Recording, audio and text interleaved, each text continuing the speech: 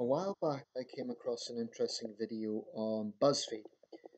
Now, I don't watch Buzzfeed often because I didn't like the way Buzzfeed Yellow was presenting certain things.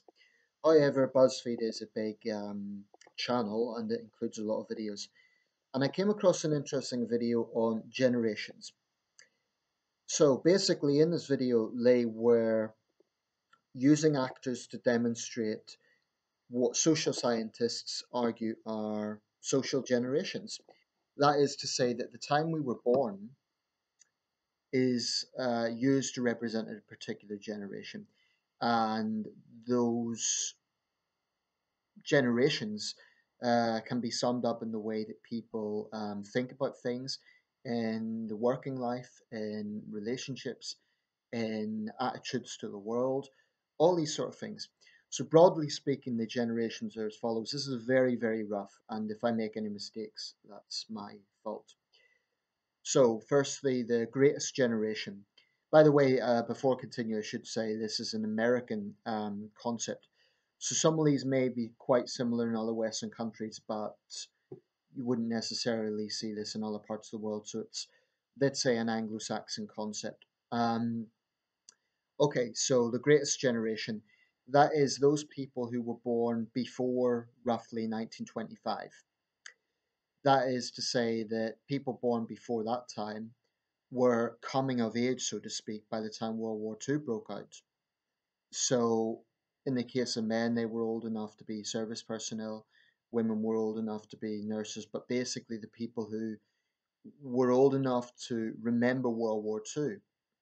The greatest generation because of the great Allied liberal liberty struggle for liberty. That's what I'm trying to say. Hence the greatest generation. I mean, that's often the concept we hear in Britain. Like they were the finest.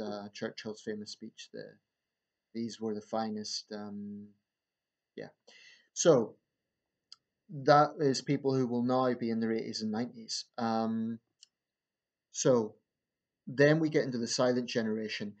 This generation is so named because they're less consequential. That is people born roughly between 1928 and 1945. They were coming of age, so let's say young adults, in roughly the late 1950s to early 1960s. So the silent generation is seen as less consequential than the greatest generation because there are fewer of them around. Now, the famous baby boomers generation, as I understand it, this is those who were born in between the late 50s and the early 70s. And again, if I make any mistakes with this, I take full responsibility for that. So that is people who were, no, excuse me, made a mistake already. The, the baby boomers were those who were born in the years immediately after World War II.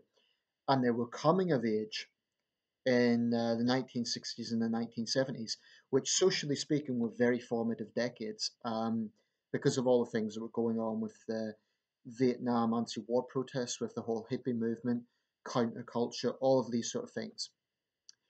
Then we get into Generation X, as I understand, those who were born between the mid 60s and the early 1980s. This again is a bit like the silent generation. It's sometimes seen as a generation that's a little bit overlooked. They were people who were coming of age in the late 1990s and early 2000s or um, thereabouts. And I'm sure I've made mistakes in my descriptions of these generations. But the key point is the time that someone is born as opposed to the time they're coming of age. So let's say when they turn 18 to about their late 20s, early 30s. Then we get into the millennials, which is my generation, also known as Generation Y. That is people born roughly between the mid 1980s and the late 1990s. I'll come back to the millennials because that is, of course, what I want to focus on. But after that, Generation Z, those born in the late 90s to early 2000s, they are now going to be starting to get into their teen years. So those born in the late 90s are already teenagers. Incredible when you think about it. That someone born in the year 2000 is already 17. and there's some hypothesis for future generations that will come after that. Anyway, this BuzzFeed video, it was very watchable. I found it very interesting. Some people did point out it had a slightly almost creepy feel to it because all the actors looked kind of sad and were by themselves. So that would be one critique about the video. I'll put a link in this video. Anyway, I want to talk a little bit about the social science of this because there's ideas I both agree and disagree with. Millennials, I feel, get a huge amount of slack from baby boomers, Generation X, and other millennials. Now, I think that the term millennial has become synonymous with social justice warriors, special snowflakes, and there is a perception that millennials are overprivileged brats who are incredibly politically correct and incredibly will complain about anything. Whereas the boomer generation also protested, but they were more ideological insofar as the things they protested about were bigger scope issues. I think that's a perception for right or wrong.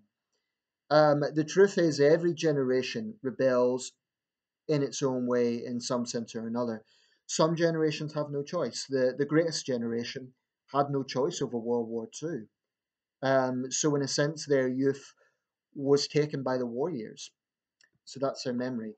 Um, One thing I think is very, very important to bear in mind, and this is true of every generation, I think, whilst it is interesting from the point of view of social science, no one is entirely defined by the generation. And to be fair, the BuzzFeed video does elaborate on that at the end.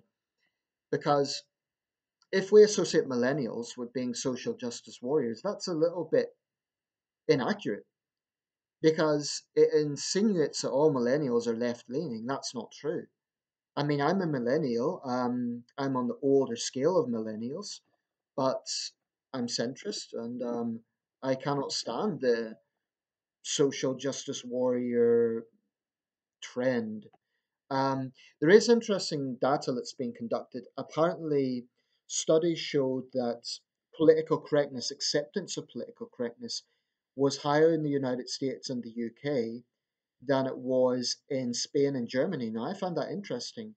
I would have thought Germany was particularly politically correct. This was only one study, but the basis for that was that a range of young people, millennials, were interviewed and they were asked, do you think the government should mandate legislation to stop um, minority groups, to stop speech that could be considered offensive to minority groups? 40% in the US and the UK said yes, but it was much lower in Germany and Spain. Of course, the caveat to this means that 60% didn't say that. That's a point that needs to be borne in mind. So I don't accept that every millennial is a special snowflake who's ultra politically correct. I really, really don't think that is accurate. There is also certain stereotypes about millennials that are just plain wrong. That millennials are lazy, entitled. Um, there are many examples that contradict this point. I mean, you can find many young entrepreneurs that work very hard to get to where they have got. You can find many examples of bravery among millennials. I mean, young servicemen and women who were born in the late 80s and early 90s, they're millennials. Um, so, what you can't do is generalize entire generations and say the whole generation is this or the whole generation is that. Um, I think that's misleading. Certainly there is interesting observations to make about every generation, and every generation is impacted by things beyond their own control. So the millennial generation unquestionably was influenced by the politics of 9/11, the war on terror, the Great Recession. Those geopolitical events in particular, I would say, have shaped my generation, and more recently the Arab Spring. um, every generation has those events that influence them. So, for example, Generation X, arguably, it was the fall of the Berlin Wall and the end of communism in that period. But you can find pivotal events for every generation. Um, so, do I feel like a millennial? Do I feel I am a personification of my generation? Yes and no. In some ways, yes. I'm very active on social media. I spend a lot of time on Facebook. So these sort of things are perhaps characteristic of my generation. However, an interesting thing about older millennials is we are the last generation that will remember, and I find this point quite interesting, that will remember a time before mass social media. In other words, if we sort of think these sort of sites like YouTube, Facebook were launched in the mid 2000s. I'm about to watch The Social Network actually. They were launched about the mid 2000s. Now, in 2004 or 5, when YouTube and Facebook were launched, I was about 19, 20. So I can still remember a time when we didn't have this sort of mass networking. And my niece and nephew, my niece is 5, my nephew is 3, their entire life is going to be within this period of social networking. So they're not going to remember that time at all. Um, but here's another thing. I utterly reject the idea, and I touched on this on my video about youth and feeling young. I think it's very, very important not to let your generation sort of define you. Um, so there are people who are millennials will listen to 1960s music. Um, People are not defined by the generation, they have interests from another period. Um, so it's not like everyone is in this very strict bubble. Likewise, baby boomers aren't necessarily entirely confined to their period. There are baby boomers that widely use Facebook as well. Um, but what I do think is a little bit unfortunate is people who get so cynical about their own generation. I do find it a little bit annoying when I see fellow millennials bash this generation. My response to that is wanting to be another generation. And I've seen people say things like, oh, I wish I was a baby boomer. There may be practical reasons for that because baby boomers are seen to have had it good in that they grew up a post recession or a time when there wasn't a recession, and that they were going through a time when there was this real cultural revolution going on in terms of youth and so on. But I think wanting to be another generation is nonsense. Number one, there's nothing you could do about it unless you get a time machine. And number two, it's a little bit like a super fan of, say, a rock star, and they want to be that person. So wanting to be another generation is just nonsense. If you were born in 1985 onwards, you are a millennial. Or if you were born in 1985 to 1999, you are a millennial and there's nothing you can do about it. So instead of constantly complaining about being a millennial, endorse it. Be the personification of your generation that you want to be. So if you dislike social justice warriors and special snowflakes, don't let them define the whole generation. Likewise, if you are of a more left wing persuasion, don't let the populist right define the generation. All I'm saying is you can't make sweeping statements about an entire generation. I think that's misguided. A final few points. When I talk about coming of age and a generation, there's another way to look at this. If we look at a generation as being roughly a 10 to 20-year period, that is to say, the period when people are in their formative years, let's say 18 to 35, right? Does that mean that life before 18 is insignificant and life after 35 is meaningless? That's an insane way to look at things. This is why I'm a passionate believer that age should not restrict people. And I'm a passionate believer that the real world is not like Logan's Run. It's not like when you get to 30, life is over. That's insane. People are living older. So I do think there is a real strong credence to the argument that 30 is the new 20 and 40 is the new 30. But in the end of the day, who would I be to tell a 50-year-old, oh, you're an old guy, you shouldn't enjoy life? It's crazy. So I'm 31. Sometimes I frankly get a little bit concerned as I feel like My generation is starting to go past, and I'm now in that phase. But I refuse to take that mentality. I refuse to take the mentality I'm getting out of my generation, therefore life's, oh, it's their generation now. Life isn't defined by your single generation. Certainly, it can shape your worldview. Certainly, it can shape and influence you. But the idea that feeling young and feeling energetic, it doesn't even need to be about feeling young. It's about feeling vibrant. You know, there's many people in their 70s and 80s live life to the fullest. And I really, really take this. I have enormous respect for that. And I'm very interested in it because to me, it seems insane to think that you get to a certain age and life is over. That's why I also really don't endorse the settling down logic. I do understand it from the point of view of obviously you can't spend your whole life just partying and not caring. You know, when you become an adult, you have to have responsibilities. I totally accept that.